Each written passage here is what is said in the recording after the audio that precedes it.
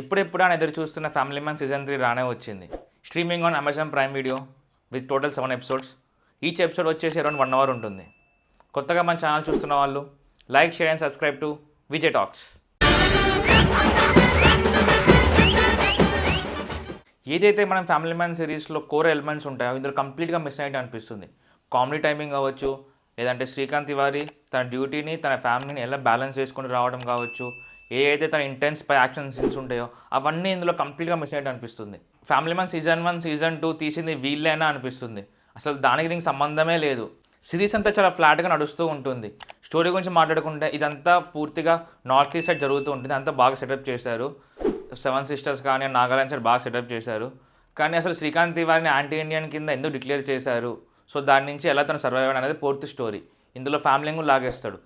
నాకు అసలు అర్థం కాలేదు. ఇది ఒక కంప్లీట్ సర్వైవల్ థ్రిల్లర్ అని చెప్పుకోవచ్చు. ఇంకా క్యారెక్టర్స్ గురించి మాట్లాడుకుంటే సీజన్ 2లో అయినా ఆ పిల్లలకి కొంచెం ఇంపార్టెన్స్ ఉండేది, కానీ సీజన్లో పిల్లలు చాలా ఫోర్స్ఫుల్గా అనిపిస్తుంది. ఇంకో క్యారెక్టర్ వచ్చేసి మన విజయ్ సేతుపతి గారిని తీసుకొచ్చారు, అది కూడా చాలా ఫోర్స్ఫుల్గా అనిపిస్తుంది. ఇంకా రుక్మాని విలన్ క్యారెక్టర్ బాగా డిజైన్ చేశారు, కానీ ఆ డిజైన్ చేసినంత ఎలివేషన్ ఇచ్చారు, కానీ దాని ఇంపాక్ట్ఫుల్ మాత్రం క్రియేట్ చేయలేకపోయారు. ఏదో కన్వర్సేషన్ జరుగుతూ ఉంటుంది, ఇది చేస్తా అది చేస్తా అని చూపిస్తుంటారు, కానీ తర్వాత ఏం చేయరు. సో మన సీజన్ 2లో చూసుకుంటే ఆ విలన్ని బాగా పోర్ట్రే చేస్తారు, కానీ ఇందులో ఆ ఇంపాక్ట్ఫుల్నెస్ ఎక్కడో మిస్ అయ్యేట్టు అనిపిస్తుంది. ఇంకా సినిమాలో ప్రైమ్ మినిస్టర్ క్యారెక్టర్ ఉంటుంది. ఆ ప్రైమ్ మినిస్టర్ ఆఫీస్లో వాళ్ళు తీసుకున్న డిసిషన్ చూసుకుంటే సిల్లీ అనిపిస్తుంది. త్రూ అవుట్ ద సీజన్ అంతే అనిపిస్తుంది. సీజన్ 2లో ఇది జరగడం వల్ల ఈ సీజన్లో శ్రీకాంత్ తివారీ, సుచిత్ర అసలు మాట్లాడుకోరు. అసలు వాళ్ళిద్దరి మధ్య అసలు కన్వర్సేషనే ఉండదు. మరి ఏంట్రా ఇది అనిపిస్తుంది. అక్కడ ఏదో జరిగింది, ఇక్కడ ఏదో చూపించాలి కదా, ఇక్కడ ఏం చూపిరు. ఇద్దరు మాట్లాడుకోరు. మహా అయితే 5 మినిట్స్ ఉంటుంది వాళ్ళ కన్వర్సేషన్. దీనికోసమా మనం 4 years వెయిట్ చేసింది అనిపిస్తుంది.